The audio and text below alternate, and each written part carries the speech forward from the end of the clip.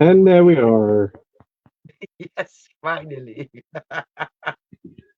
Good Ah, evening. good evening. How nice for you to be here with us.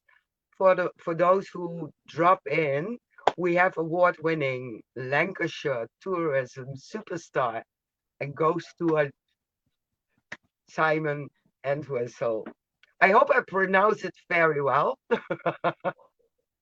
You certainly have, yes, perfectly, actually, perfectly. Thanks, thank you. So to start off, I have a whole line with three questions in it. How did you get into doing ghost tours in the first place? And do you have any connections with the paranormal field? Well, I got involved in ghost walks really through an incident that took place when I was 5 years old, when my father actually saw a ghost. It's a story which absolutely fascinates me, and I can assure you it is a very, very true story. Shall I tell the story now, folks?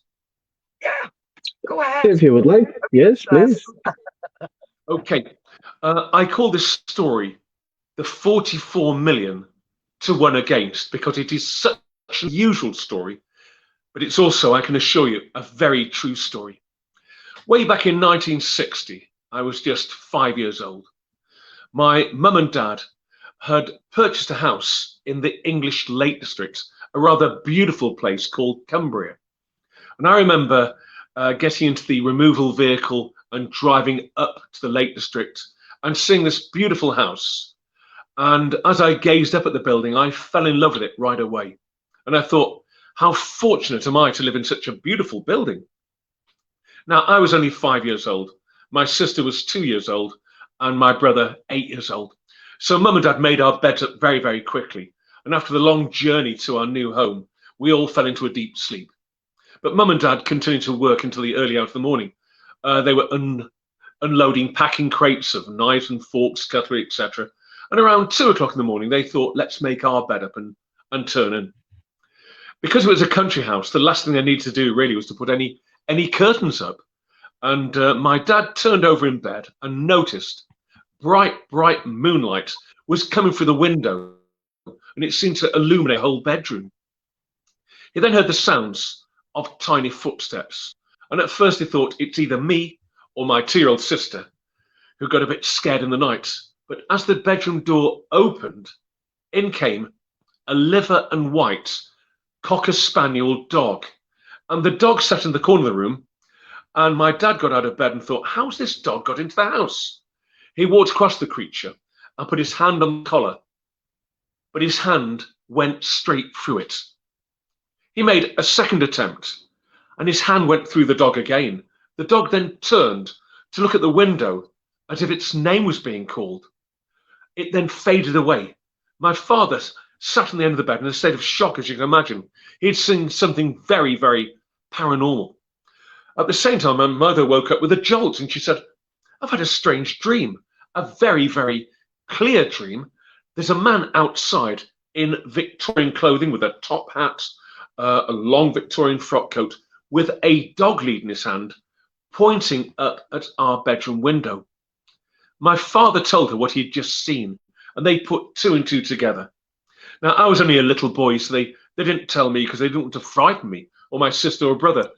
But at the age of 15, my parents sold the house, and my father told me the story.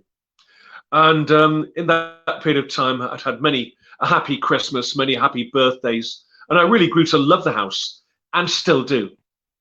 As he locked the door for the last time to give the keys to the new owners, I had a lump in my throat. I was quite emotionally upset, really, about leaving such a lovely location. However, something very, very spooky happened only 8 years ago. My wife and I went on a Mediterranean cruise on a beautiful ship called the Oceana. We went to all those beautiful Mediterranean ports, and on board they had many parties, and I wore a dinner jacket, bow tie to go to some events. And in one of the restaurants, there was a young lady that kept smiling at me. And I thought, I really cannot be that good looking. As it happened, she knew me. She came from a village not too far from where I live in Lancashire. And she said, "It's Simon, isn't it?" "That's right. I am the events manager on this vessel called the Oceana. Have you ever thought about doing a PowerPoint show, storytelling to an audience on a ship?" I thought, well, would people like ghosts? Would they like witches? Would they like murder? "You'd be very surprised," she said. "I'm going to give you an email address." She gave me the email address of P&O ferries and indeed P&O cruises. And I sent them a CV. And within 3 days, much to my joy, I'd got an audition. I could either go down to Sussex in the south of England or to Cumbria in the north of England, not too far from where I live now, really. So it was obviously Cumbria was my choice. I was given a telephone number to telephone a lady called Maureen, which I did do. She was the cruise director. And she said, "Simon, bring your laptop, bring your stories," which are all up here, by the way, "and I'll audition you and see if your stories are ideal for the vessel." "My house is very hard to find," she said. "It's deep in the Lake District." I said, "Well, I know the lakes quite well. I used to live there some time ago." "Oh, you won't find my house," she said. "I'll give you what's called a sat-nav code." I remember the day of the audition. It was a Tuesday afternoon, and I put the sat-nav code into my car and found myself driving what's called the Trough of Bowland, a beautiful forest area in Lancashire, then down to the city of Lancaster and turning right up towards South Lakeland to Cumbria. I went past my old primary school, my old secondary modern school, up a beautiful mountain road through a forest, down the back of the forest, and up a very, very familiar driveway. It was the same house my father had sold in 1973. When I got there, Wow. I was shocked, as you can imagine. And I looked up at the familiar 3-story limestone building with the forest behind it. And Maureen came to the door and she said, "Simon, come on. We need to get this audition done. We need 6 hours of material. You look a bit jaded," she said, which is an English term for being a little bit shocked. I said, "Well, Maureen, I know you won't believe this, but I used to live here." "Oh, all right," she said. I did have some photographs on my laptop which confirmed my childhood there. And she said, "I'll make you a cup of tea."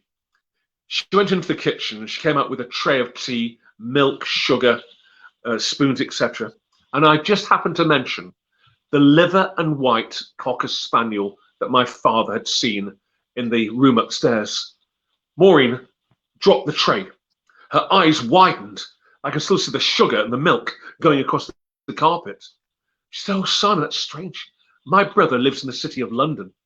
Every year he comes to see me and he spends Christmas with us. The very, very first Christmas, he would have had what would have been your mother and father's bedroom upstairs. He told us on Christmas morning, as he came down for his breakfast, that in the early hours of the morning, the bedroom door had opened and in came a liver and white cocker spaniel dog. I looked at the ceiling. My dad had died way back in 1982. And I just said, 'Thank you, Dad.'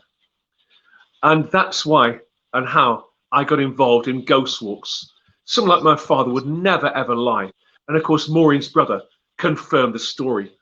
It is a ghost of a dog, but that ghost definitely exists. Thank you. That Beautiful. was incredible. Definitely incredible.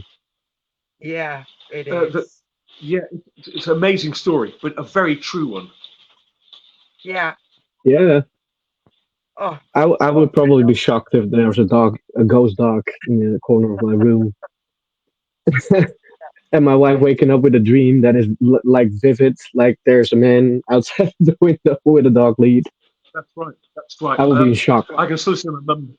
I mean, I talked to my mum and dad about it many times, and they wouldn't need to lie. There was no need to No, fabricate the story, which yeah, makes it even better, really. exactly, absolutely. exactly. Oh man, Ah, I had goosebumps halfway the story. I I like it when love that it. happens. How I got Me involved in too. ghost walks, really. Yeah, I've seen the pendle which tours come by. Um, I'm sure you've done many, many more. But the Pendle Witch tours, what's that about? Well, it's the most famous witch trial in British history, the most famous one. And it took place in an area where, not too far from where I am now, a place called the Forest of Pendle. And surrounding the Forest of Pendle in 1612 was a very, very deep forest. It was away from society. At that period of time, we just lost a very, very famous queen called Queen Elizabeth I. And she was replaced by a gentleman called King James VI of Scotland, who then became King James I of England. And this man was absolutely paranoid about witchcraft. He not only believed that witches existed, he believed they were actually out to get him. He was also an ardent Protestant, and he hated the Catholics with a vengeance. And he believed that Catholicism and witchcraft were exactly the same thing. So therefore, he wrote a book called Demonology. You can buy that book today from any leading bookshop. And as you pick it up, how to find a witch, how to try a witch, and most importantly, how to eradicate a witch. Now, throughout the whole length of Great Britain, this area called the Forest of Pendle was isolated. It was away from civilization. And living in that forest were two very elderly women, Elizabeth Southern and Anne Whittle. Both women were quite capable of fixing broken bones. They knew how to reduce temperatures. They knew how to use various plants. And of course, all modern medicines come from plants. What's quite unusual about these two women is they were both over 85 years old. And we are told in 1612, you'll be lucky to see your 35th birthday. But these two women were doing very, very well. In the case of Elizabeth Southern, she had a nickname. They called her Dem Dyke. She had a daughter called Elizabeth Device, and she had 3 children, James, Alison, Jeanette Device. And they lived in a little hovel, a one-roomed limestone hovel called Malkin Tower on the side of Pendle Hill. The remains are still there to this very, very day, and I take guided tours to the actual building. Living nearby in the village of Newchurch in Pendle was indeed Anne Whittle, commonly known as Bessie Chattox, and her daughter Anne Redfern. These were the main Pendle witches, but the story really started on the 18th of March 1612, when Alison Device had a walk along the length of Pendle Hill. She is 14 years old, and she is the granddaughter of Demdike. She has the misfortune, and it really was a misfortune, of meeting a Halifax peddler called John Law. John Law was basically a walking salesman, a large pack on his back full of 1612 luxuries. He would go to various villages selling his wares. He was also a bit like a walking newspaper. He met young Alison, and Alison begged of him, "Oh, please, sir, you can spare just a couple of pins to pin me clothing together, sir. Just a couple of pins, sir. Get away with you. I'm not taking me pack off for you, lass. You got no money. You're no use to me." According to John Law, the Halifax peddler, out of the mist, out of the heather, appeared this huge black dog with snarling white teeth and glowing red eyes, and the dog sat next to Alison. And the dog talked. "Alison, I can lame him for you." "Lame him! Lame him!" she screamed. Law felt this terrible pain on his left arm, his left leg, and collapsed in agony beneath the shadow of Pendle Hill. The kind people of the local town, a town called Cone, could see him. They got a stretcher party together, and they carried him to an old alehouse, which has long since gone. And the landlord, Jonathan Edrington, spoon-fed him, cleaned him. As Law's voice returned, Law shouted, "I've been cursed! There's a witch in the forest, a young lass with a dog. I swear to you, I heard the dog talk. She didn't league with devil. Send letters back to my family." A series of letters were sent back to Halifax, West Yorkshire, to the home of John Law. His eldest son, Abraham, received the first letter. "Oh, my father's in trouble. I better go and collect him."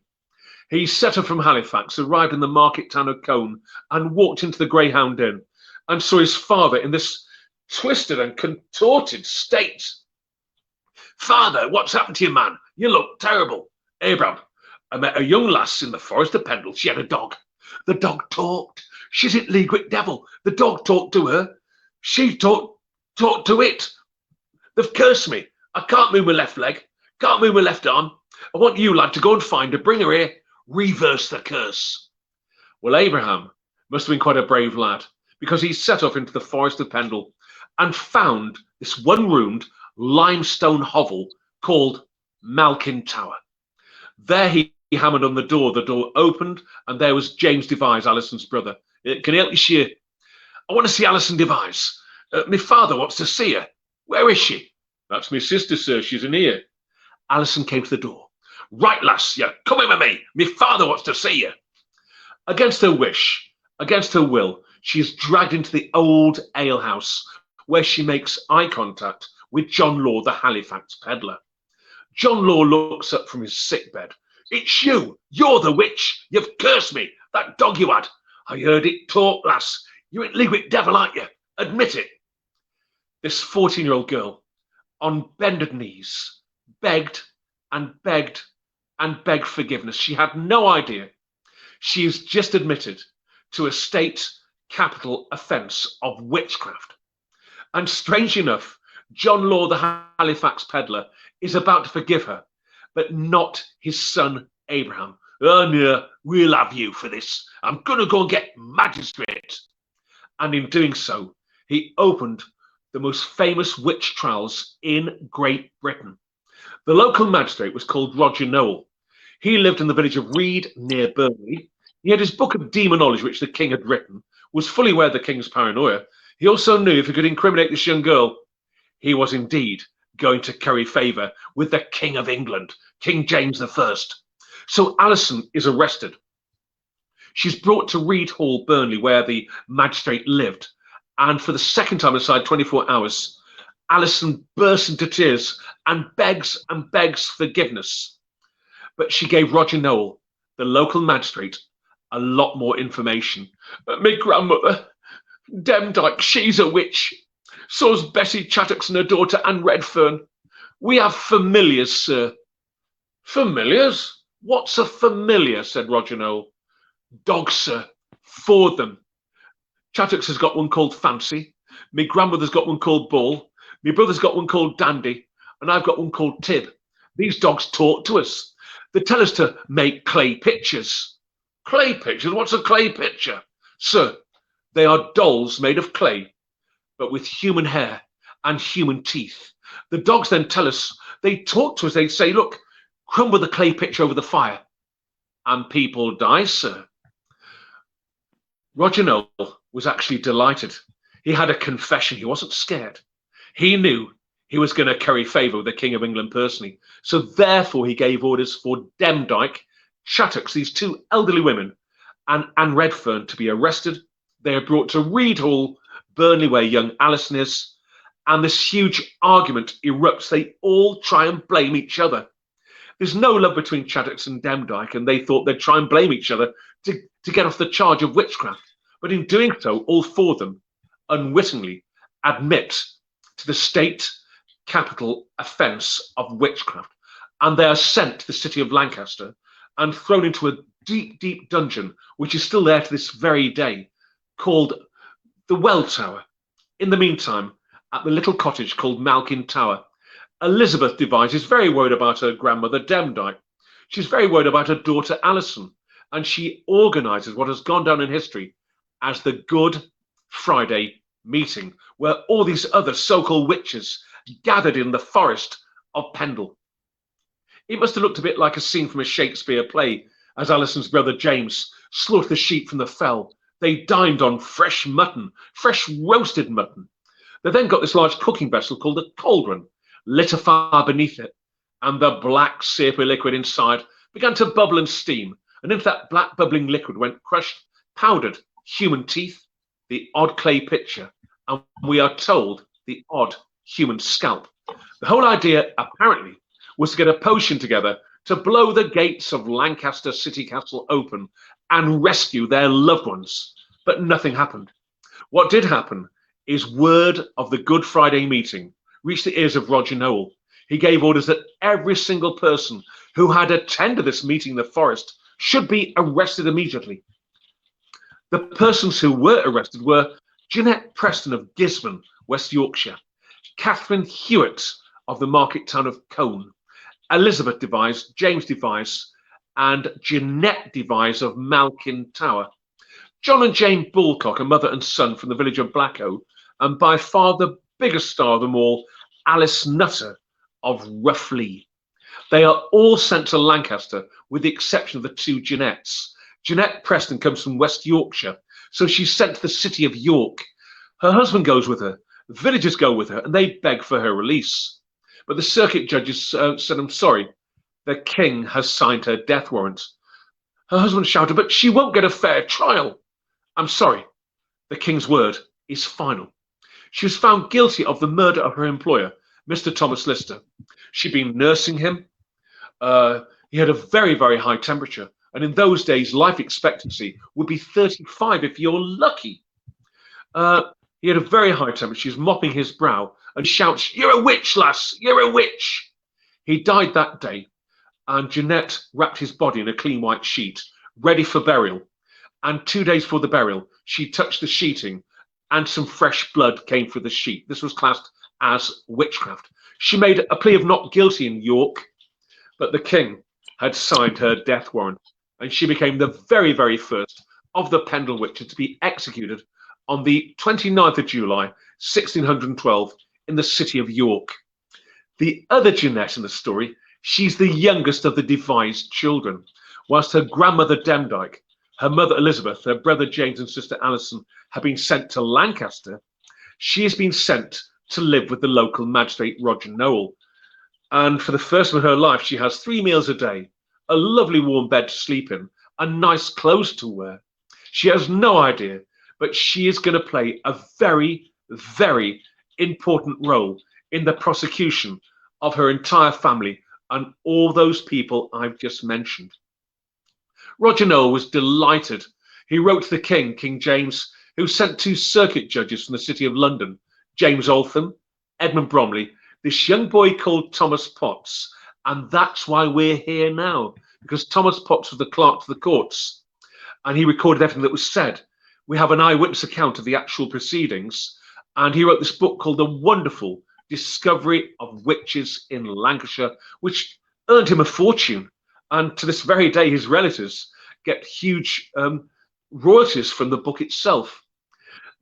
Those 3 people from London were met by Roger Noel, the local magistrate, along with William Holden and Nicholas Bannister, 3 other local magistrates. The jury are all male, and the prosecution is all male, because in 1612, women are not allowed any responsibilities of any kind. The little girl, Jeanette Device, is brought into court. Her mother noticed that she's put weight on. She's wearing a lovely white dress and a lovely white bonnet and beautiful white shoes, and she is picked up by Roger Noel and put on top of the desk.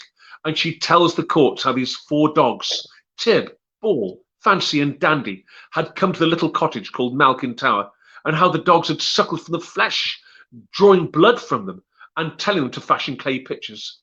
Her mother Elizabeth shouted, Jeanette, stop it. You don't know what you're saying. Stop it. Have my mother removed from the court, sir. She's upsetting me. And her mother was taken back down to the cells. Now, the jury believed that a little girl at this age could not be manipulated, and the crimes against all those people were very, very high. In the case of Demdike, she is found guilty of the murder of Rafe Ashton of Downham by witchcraft, the child of Richard Baldwin of Burnley by witchcraft, and indeed Henry Mitten of witchcraft. Because she has died, her own granddaughter gives evidence against her. Bessie Chadwick is found guilty of the murder of 5 local people, the murder of Hugh and Anne Moore, Anne and Robert Nutter, and also John Device, by having a dog called Fancy that gave her special powers. She is so ill through malnutrition, she can hardly speak, but she is found guilty, indeed, of all those murders. The little girl on the table, of course, confirmed this. Then came the mother, Elizabeth. She's in a very bad state of health, and she is found guilty of the murder of John and Josh Robinson. But her own granddaughter, the chief witness, confirms that her mother is a witch, and her mother is guilty of those crimes. Roger Noel is delighted, because with each witch being convicted, he is going to curry favour to England. Then came Catherine Hughes of Cone. She is found guilty of the murder of Anne Foles of Cone and also attended the Good Friday meeting, which the little girl, Jeanette, pointed out once again. But this is where Steven Spielberg should really come into the programme, because there were three people there who really should not have been there. John and Jane Bulcock, they're a mother and son, hard-working farmers, and they rented their farm off a lady called Alice Nutter. Alice was an exceptionally wealthy lady. She could read, she could write, and her home is still there to this very day. It's called Roughly Old Hall. Her husband died, and his job was to extract rents off the farmers that farmed on their land. And John and Jane went to see her, and they said, "Mom, someone has been taking our cattle, our sheep, and knocking our fencing back. Don't worry, I shall go and see the local magistrate, Roger Noel." She made her way to the magistrate to get the land dispute sorted, but because she was a woman, Roger Noel refused to see her. So therefore she went over his head to see senior magistrates, and they awarded the land back to her, and indeed the Bulcock's farm as well.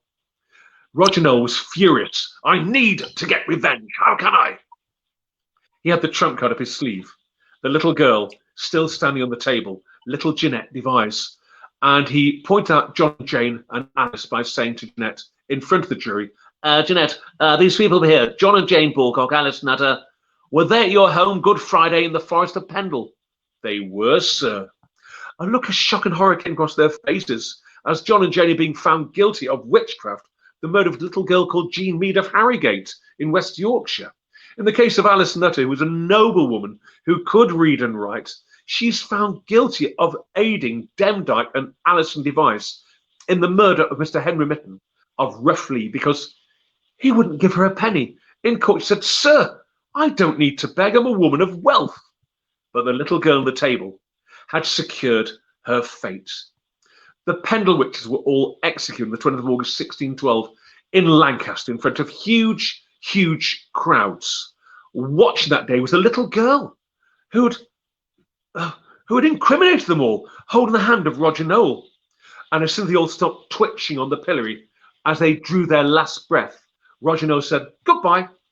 But surely, sir, and go back to that lovely warm house of yours, sir. Goodbye." He had used her. She made the long journey back to a cold and empty cottage, knowing full well that her information had claimed the lives of all those people I just mentioned. We know she survived because 3 years later, a young boy called Edmund Robinson said he'd been walking for the forest of Pendle and seen her commit acts of witchcraft. With her family reputation, it's taken very seriously, and she is arrested. Sent to London, stripped naked, they looked for marks on her body.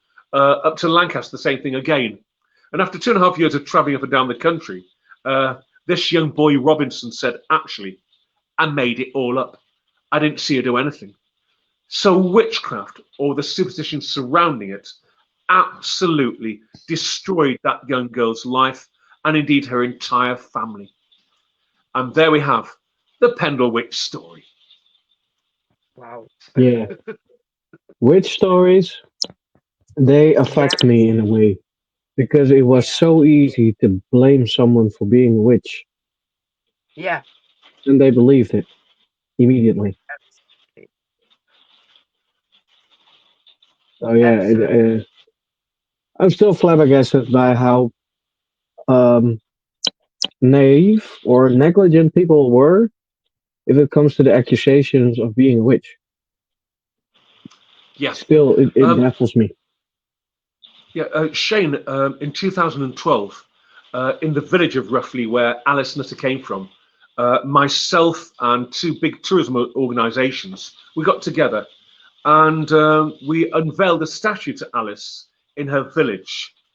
And the statue has become very much a symbol of female rights, because Alice lost her life nothing to do with witchcraft, but the fact she was a woman who had a brain she was not allowed to use because she was a woman. Mm, And I yeah. put Alice in the same league as Emmeline Pankhurst, who was a suffragette in Manchester, who went on hunger strike because she wasn't allowed to vote. Edith Cavell, who was a great British nurse who was shot by the Germans in World War One for getting Allied prisoners out of Belgium. And a lovely girl called Grace Darling from the northeast of England, who rowed out by herself in a little lifeboat to rescue people from a stricken liner in the 1860s. But the story is sad. We did get a petition to get the pendle witches pardoned. 12,000 people signed the petition, but we got a letter back from the government, the British government, who said these people are enemies of the state, as found guilty by King James's courts, 12th of August 1612, as found guilty. So they're still convicted witches. Wow. That's bad. I do have to visit the statue once. Yeah. Yeah, yeah, So that's going to be a bucket list thing, I think, to pay my respects. It will yeah, be. sure thing. Sure thing. Yeah, definitely. All right.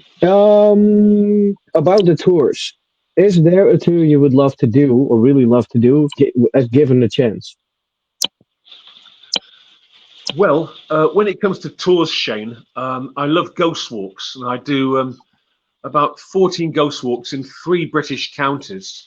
But in my case, what I do is I like to interview people and get their stories. And you can always tell when someone is telling you shall I say, a fib, if you will. You can always tell when someone's being very honest, like my father was, like my mother was. I mean, they wouldn't need to lie. And I've learned over the years when someone is telling a genuine story from their hearts, really. Would you like another story, folks? Are we okay for time? Oh, we have time enough. Yep. Okay. Would you like another eyewitness ghost story? Yes, please. Okay. We're now going to turn the clock back in time to 1997, when I started the guided walk in the market town of Blackburn, and I needed stories. And I met a marvellous chap called Bill Morris. Bill, lovely man. We went to the local pub over a pint of beer and a pie, which is a great British tradition. He told me a ghost story which has always stayed with me. He said that he loved the railway line. And as a little boy, he had a vegetable patch right next to the East Lancashire Railway. He would help his mum dig up the potatoes, the carrots, spinach, etc. And as the trains went past the end of the garden, he would wave at the engine drivers, and they, of course, would go as the trains went past. Bill told his mum and dad, when I leave school, I want to work on the railway. He left school at 14 and got a job at the local railway station as what's called a wheel tapper. When the trains came in, he would tap the wheels and make sure they weren't cracked. Age of 18, he became a fireman on a steam locomotive. His job, of course, was to keep the boiler nice and warm. And just after his 21st birthday, he got a marvellous job as an engine driver.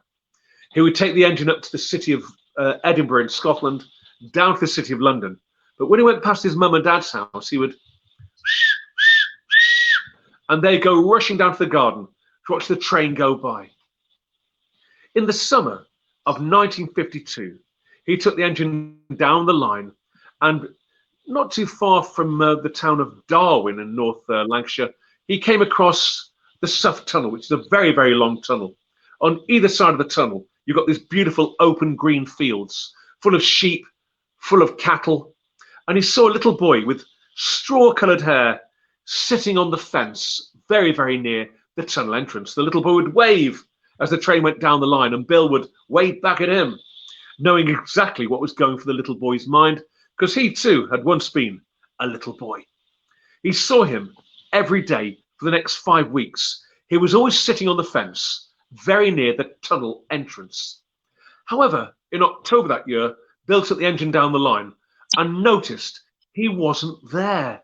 He was standing in the centre of the field, surrounded by sheep and cattle. And as the train came down the line, the little boy looked up and started to run towards the fencing. And Bill noted he was running through sleeping sheep. The sheep didn't even know he was actually there. The train went into the tunnel and they got to the city of Manchester. They went to the buffet bar at the station at Manchester, and the fireman said, "Bill, you've been very, very quiet. What's the problem?" "Well, it concerns me," said Bill. "What concerns you?" said the fireman. "Well, the little boy we see with the straw-coloured hair sitting on the fence near the tunnel entrance, He wasn't there today. He was in the field, surrounded by a flock of sheep. He started to run towards the fence when he saw us come down the line. He was running through sleeping sheep. No, no, no, you're seeing things, said the fireman.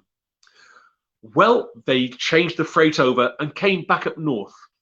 As the train was about to enter the tunnel from the Manchester side, Bill noted a red light. He slowed the engine down, and the light was being held aloft by a police sergeant. What's wrong, Sergeant?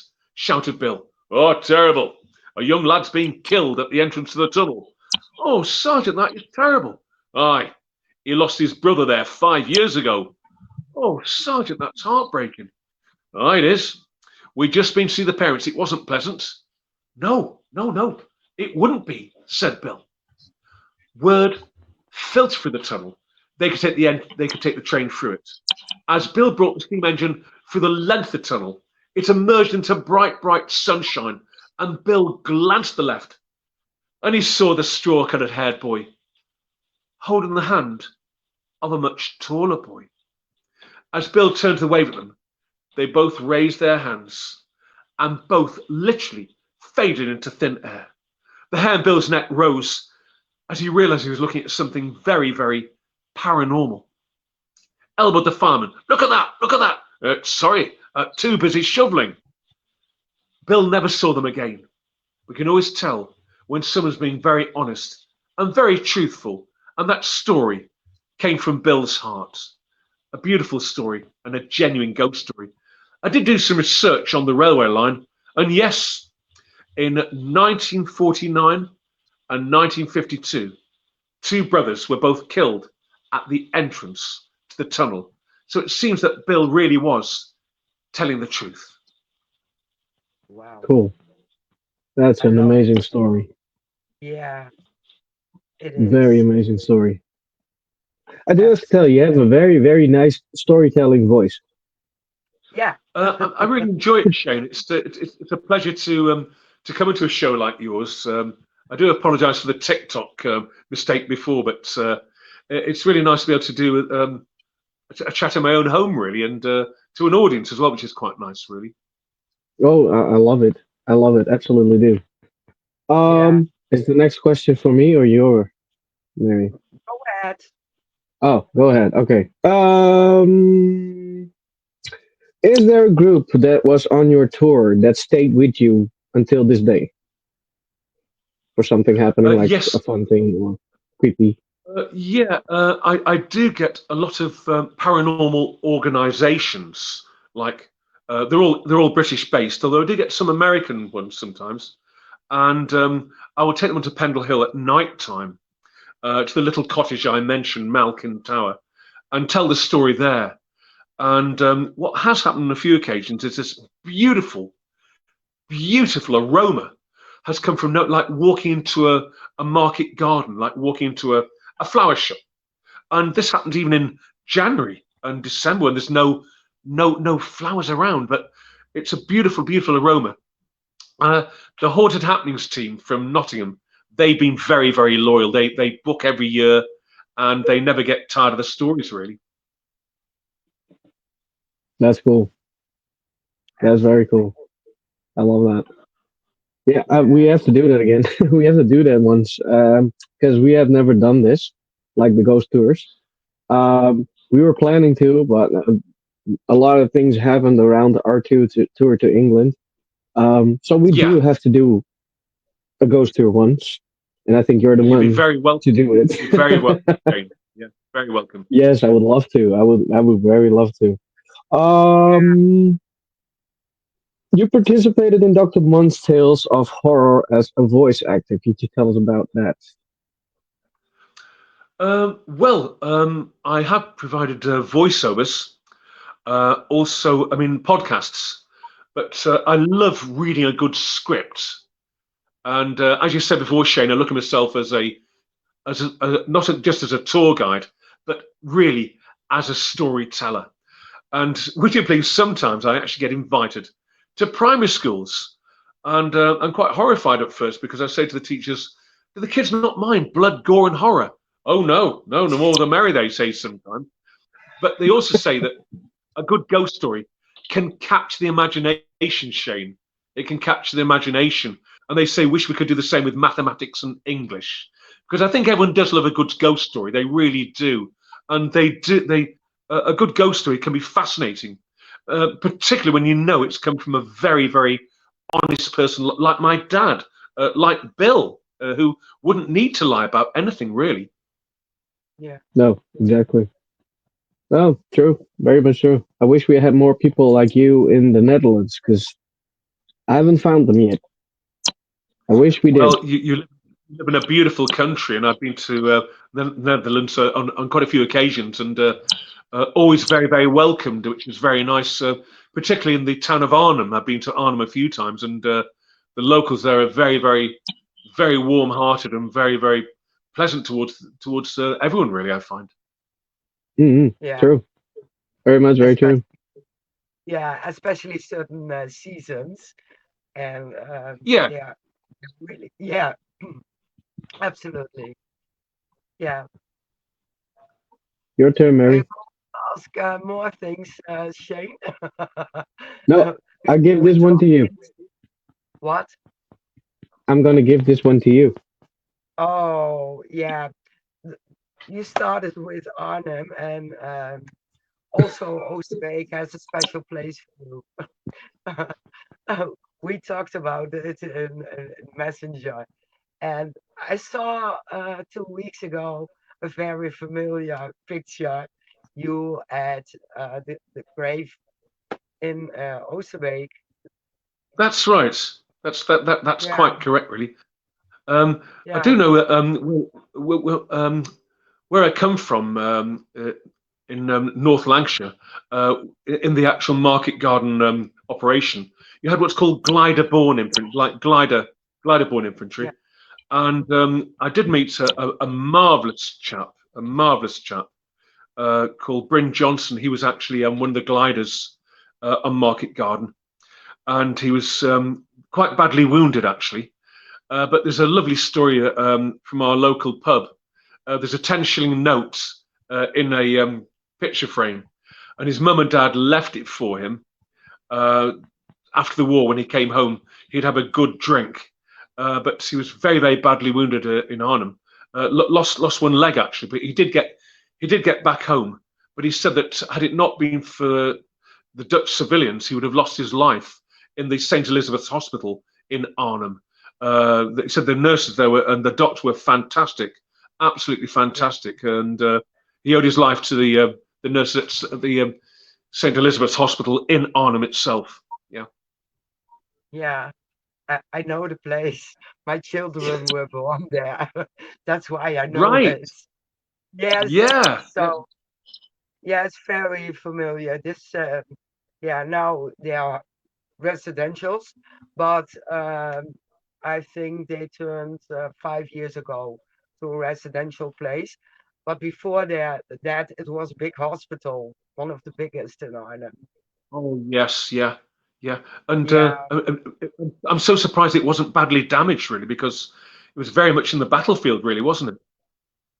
yeah, it was, but it's on the border of Arnhem, and the Yeah. battle, the most homes were destroyed in the city center because of the bridge. It was in the The center bridge. of Yeah. Arnhem. Yeah.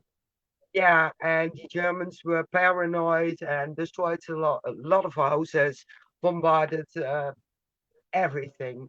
So yeah, Yes. they were lucky. And if you go to Hartenstein in Yes. Oosterbeek, that was I have damaged been as there. Yes. well. Yeah. Yeah, Yeah. Yeah. I worked there. So yeah, Such a historic beautiful. building, Mary. Such a historic building. Yeah, Yeah.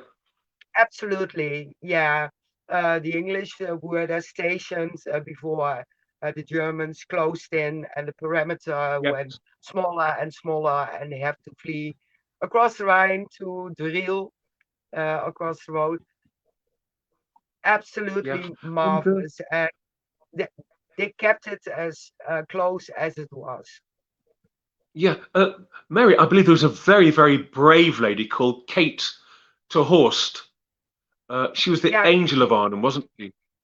Yeah, Kate's, and yeah, I mean, her home was destroyed, wasn't it? Her home was very badly destroyed near the church at Oosterbeek, and I yeah, mean, she tended to lots of boys who died, didn't she? And yeah, for a lot of those young boys, she was the last female they ever saw. You know, yeah, absolutely. And there are books, um, especially about her, the Angel of Arnhem. So the Angel of Arnhem, yes, Kate ter yeah, Horst, yeah, yeah, yeah, very and brave from woman as well, not, really. yeah, very brave. Yeah, and just a small thing. We had also a celebrity in Oosterbeek. Now I have to check her name because I forgot. Mhm. It Oh my happens. God. Uh, Yeah, just ask a question. I will look it up. All right. Um, Yeah. a bit back in the stories about your work on audiobooks. What is it like to be a voice actor? Well, it all happened by accident, really, Shane. It happened by accident. Um, I think in every human being, there's someone else trying to get out, really. When I left Mm, school, I had no qualifications whatsoever. And I worked in factories. I was in the army myself for a short while and doing jobs that I wasn't very, very happy in, really. And then in 1987, I met my wife and I took a keen interest in my local town, which had a very old castle, an 800-year-old castle from the Norman conquest. And I got a book in the town and I started doing guided tours. But I did find through a good friend of mine in the city of York that ghost walks seem to be the most popular ones, really, for tourists. And here in the United Kingdom, I've got quite a good reputation for being a leading ghost walker. But the stories I use are all eyewitness. That's the difference, really. I will use some historical stories, but I tend to prefer to use eyewitness stories. And one thing I do love is going to a studio and creating a picture because I think radio or podcasts are a great way of getting a story over because you don't need a set. You just need your imagination, and you could go anywhere exactly. in the world with your imagination. Yeah, yeah. Yeah. Yeah. I love listening to podcasts. It doesn't matter if it's ghost stories or true crime. My imaginations go everywhere, especially with the Yeah, yeah, paranormal stories. If it comes to ghost stories, mine's like, oh, wow. Well, Yeah, you tell me this, but I see this. I need to go there. I need to see it. yeah. So yeah, I did love you find the books. name? Yeah, I found it. Audrey Hepburn. Oh my God, I tell it weekly. She was in Arnhem and for quite some time, and now you can actually do the Audrey Hepburn walk through Arnhem and Oosterbeek to the places where she's been. So marvelous, that was, marvelous. yeah, really That's cool. marvelous. It is. You know what I Such a You just can realized, Mary? what? I've never been to the museum you worked at. Not as soon as you come. As soon as you come here, we will go there. You get a special tour. I take the best tour guide. Yeah, Yeah, cool, yeah, I will. I will because we have cool. very good tour guys, and Yeah, I just he can realized tell it. You worked there so for much. years now. Never been there. No, Oh my because God. the stupidest part is I love war stories and the history that's made the war stories and everything because there's a Yeah, Oh lot yeah, of rich history in there. And yeah, I used to love everything that had to do with the Second World War, not the thing that yes, happened, but the history behind it.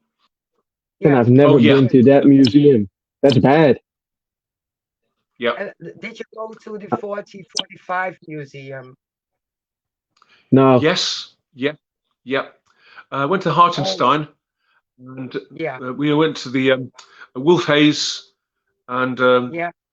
Renkham Heath, and then made my way into Oosterbeek to the bridge by taking the Lion and then the Leopard and the Tiger routes really into the town. Oh, But you went absolutely to fascinating, really. yeah, they Yeah, are. They absolutely really are. fascinating. Yeah, Yeah. I love it. I love it. Oh, And it's now, fascinating. yeah, did you visit the airborne experience? Yes, I did. I did. That was amazing. Yeah, absolutely amazing. It Yeah, really was. Yeah, yeah. yeah, they did But a really I've great got a job. World War II ghost story. Would you like to hear that, folks? Have we got Absolutely. enough time? Absolutely. Do we have enough time? Enough. Okay. Yes, we have time. Again, this is an eyewitness story, an eyewitness account, and of course we are getting towards Christmas, and it's very much a Christmas ghost story. I met 20 years ago a marvelous chap called Billy Lakin. Billy came to my house. I made him a cup of coffee, and he brought out from his pocket a photograph of 57 young men standing in front of St. Mary's Parish Church office, which was used by the Home Guard, the Territorial Army in World War II. On the back of the photograph was everyone's name and the word September 1939. That's when Great Britain and the Commonwealth declared war on Nazi Germany. Uh, so the photograph was taken in 1939 and they made their way across the English Channel to a place called the Maginot Line in France. And the French tell them, don't worry, the Germans will never get through the Maginot Line. And for 10 months, Bill walked up and down the Maginot Line. It was called the Phony War. But this all changed on the 10th of May, 1940, when the Germans launched what we now call Blitzkrieg. And Bill was horrified. He was told on the 10th of May, just leave all the equipment. We're going to Dunkirk, the French port of Dunkirk. When he got there, the whole of Dunkirk was on fire. He got to the sand dunes, and all he could see were thousands of British troops, all waiting to be evacuated. And he took his tin helmet off and used it to dig a small trench in the side of a sand dune, climbed inside the sand dune for some protection, because the German aircraft were machine gunning the beaches. On the second day, they were told they were going to be evacuated, and Bill made his way down to the water's edge at Dunkirk. He kept his rifle above his head to keep the working parts free of salt water when a German aircraft came down the beach and opened fire. He dived under the water, losing his pack, his rifle, and his helmet. When he came to the surface, the water was crimson red with the blood of his mates. He felt a hand grab his jacket. He was pulled into a small rowing boat by a Royal Naval sailor and then rowed out to a larger warship where he received the finest meal he's ever had, a corned beef sandwich and a mug of tea, and what we call a Woodbine cigarette, rather a nice, strong cigarette. He got to Dover in England and couldn't find any of his mates. He was told, don't worry, we know where you've come from. You don't need a rail ticket. Just you get back to your home battalion, which in his case was St Mary's Parish Church office in Clitheroe, Lancashire. The train took him from Dover to London, London to Preston, and then to the beautiful market town of Clitheroe. He said he was so delighted to get back home again, he actually kissed the railway platform. He then walked up to the St Mary's Parish Church. He could have gone straight back to his mother and father's house, but he made his way to the drill hall there, the old TA hall, St Mary's Parish Church. He opened the door, and out of those 57 young men on the photograph, only 18 had got back home, including himself. They were told there and then to make up the numbers. In those days, if you were 18, you were conscripted. If you were 17, you could join up, but you had to have your mother and father's consent. Now, Billy was 19. He had a young friend who was 17. And this young boy said, oh, Bill, go and see me, mum and dad. Get me sign this consent form. I want to fight for my country. Bill saw this young boy's mother and father, and they said, he's only 17. The war could be over next year anyway. Oh, please, mum, please, dad. I want to fight for my country. They gave in on one condition, that condition being that Billy would look after him like a brother, and he swore he would do to both the young boys' parents. The platoon were then trained and sent to the beautiful Greek island of Crete to make up the garrison there, which consisted of British, Australian, and New Zealand armed forces. On the 21st of May 1941, the Germans launched a highly disciplined airborne invasion of the island of Crete by using the very cream of the German armed forces. The fighting on the island was very intense. The New Zealanders very nearly turned it around, but they had no air cover, and the Germans dominated the sky. And in the fighting, the Clitheroe platoon lost 27 men killed, one of them being the 17-year-old young boy. Billy was captured. He was absolutely heartbroken at the death of this young boy and blamed himself entirely. From his prison of war camp in Poland, through the Red Cross, he could write letters home. And he wrote a letter to this young boy's mother and father, just simply begging their forgiveness. They did forgive him, but Billy never forgave himself until the 24th of December 1968, when he made his way to the old drill hall to watch the Clitheroe Amateur Operatic Society's Christmas play, which was called A Christmas Carol by Charles Dickens. He was one of the last people to leave the theatre and stood outside and lit a cigarette. As he lit the cigarette, he looked at the wall where the photograph was taken in 1939, and he thought of all those young men that never came home. He finished the cigarette and he stubbed it out with his foot, walked in front of the building and turned left down what we call a snickle way, a little ginnel, a little alleyway. As he turned, he heard three voices. "Hey, Bill! Hey, Bill! Hey, Billy!" He turned round and saw the ghost of the young lad in British Army uniform. The first thing Bill noted was this young boy had not aged a day. He looked exactly as he had done on Crete in 1941. The boy rose his arm. "Bill, don't worry about me, Bill. Don't worry about me. I'm fine, Bill. I'm fine." With that, Billy's knees gave way. He knelt on the cobblestones in that little alleyway, and in his own words, he bellowed like a wounded animal. The tears streamed down his cheeks. He almost yelped in pain. The boy turned, smiled, and vaporized. It took Bill 20 minutes to get to his feet. He was deeply traumatized and deeply shocked what he'd just taken in. He walked home that night, past the happy Christmas revelers. He didn't feel like celebrating anything. He got home, and strange enough, he had the finest night's sleep he'd had in years. The following morning, he was woken by the Christmas bells of the local churches, St. James, St. Peter, and indeed St. William's. He got out of bed and felt totally different. He made his way to the bathroom and opened the bathroom door and caught his reflection in the shaving mirror. And he noted a change in his facial appearance. For the first time since 1941, he was actually smiling, and he felt he'd been truly forgiven for the death of this young boy all those years ago on the island of Crete. I will never forget Bill's words as he left my house that day. He said, "Simon, I did not believe in ghosts until I saw one with my own eyes." And they're Bill's words, not mine. Billy died a good 20 years ago. Because I knew him, I went to his funeral. I then went to the interment at the local cemetery, and the two elderly gentlemen by the cemetery itself. And I had a diplomatic word with both of them. They said, "Oh yes, we all got captured by the Germans at Crete." I mentioned the young boy. "Oh yes, yes," said one of them. Billy sent him back to the ammunition truck to hide behind the metal tailgate of the truck to give him some protection. But a German sniper caught him in open ground, and he was killed instantly.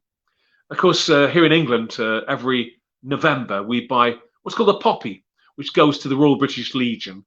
And I buy one. I always think of those two boys. It was only crime really were to be in the wrong place at the wrong time in the wrong century. But that story came from Bill's heart. It's a very touching story. It is. Yeah, it is. We got a comment. Love the way you tell these stories very vividly. Great. From Yeah. Niels. Thank you. Yeah, Yeah, I agree with Niels. Definitely. yeah. Yeah, This I was love the listening to essence. this. Yeah, I love it too. I love it too. I love a good story, and not everyone can tell them. Mm-mm. I'm not gonna do that because people are gonna fall asleep when I do. I don't have the voice for that. Too monotone. Absolutely I'm, marvelous. yeah, Thank you, definitely. Mary. Thank you very much. Yeah. Um, Last couple of questions. You did also write a book. Am I correct? That's quite correct, Mary. I've got a book called Ghostly Tales of the Unexpected. The Unexpected. Some of the stories are eyewitness accounts, and one or two I've conjured up my own imagination. But again, it's all designed for entertainment purposes, really. And Yeah, that book can be obtained on Amazon itself. Hmm. I have to take a look at oh, that. absolutely. We can order Amazon, so it won't be a Yeah, problem. I, w- I will look for it, and otherwise we buy it next year in England. Sure thing, yes. Yeah. definitely. If people want to follow you, where can they find you? I think the best thing, really, Mary, would be on Facebook under Top Hat Tours. Top Hat Tours Facebook, and on there, there's a lot of YouTube material. I do have a series on YouTube, some great stories called Tales from the Graves. They're all on YouTube, and they go all over the country. And I go to various locations and bring the stories to life from those areas, really, which is good fun. Yeah, Cool. And they've done quite well. Tales from the Graves on YouTube.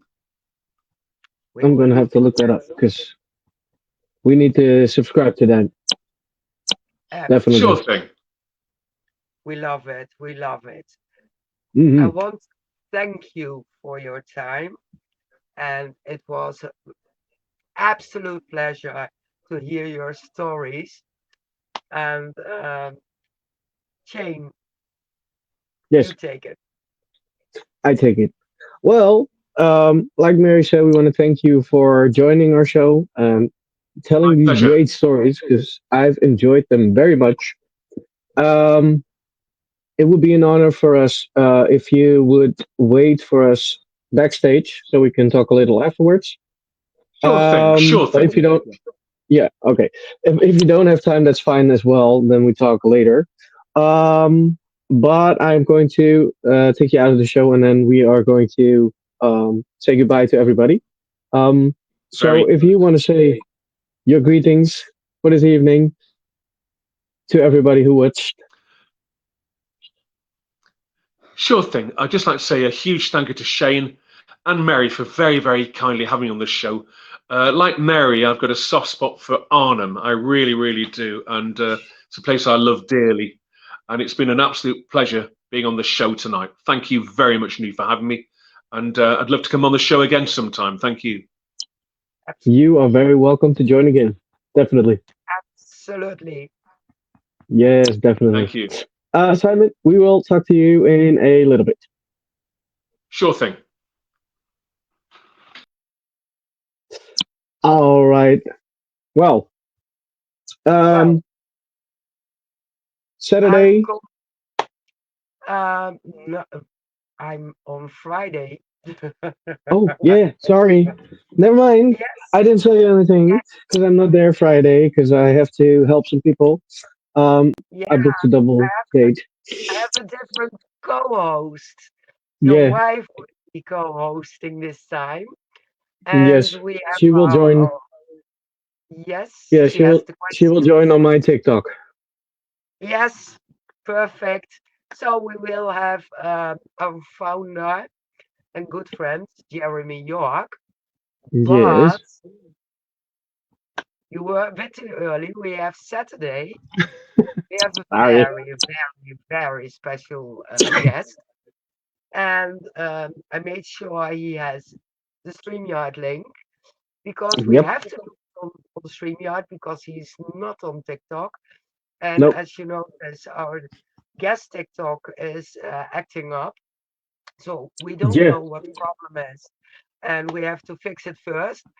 But next Saturday we have Rick McCullum from the Hmm. Hollywood Ghost Hunters, Yes, we do. and I'm so glad we have him. And Yeah, we're we gonna do. go talk about the Hollywood Ghost Hunters, his experience with the Ghost Adventures crew, his tours to Scotland and Ireland, and he's Hmm. going to give tours next year in Ireland. He wrote books, and he's also a stuntman. So Yep. that's what we are going to talk about. You don't So want to everybody, know.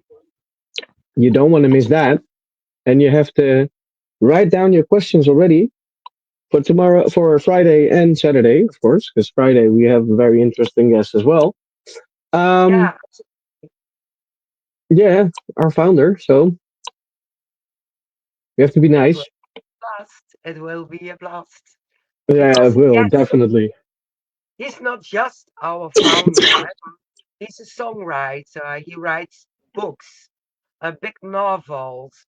He does do events. He does, yeah, that. I'm still completely flabbergasted by the ghost stories, but Hmm. he does make events.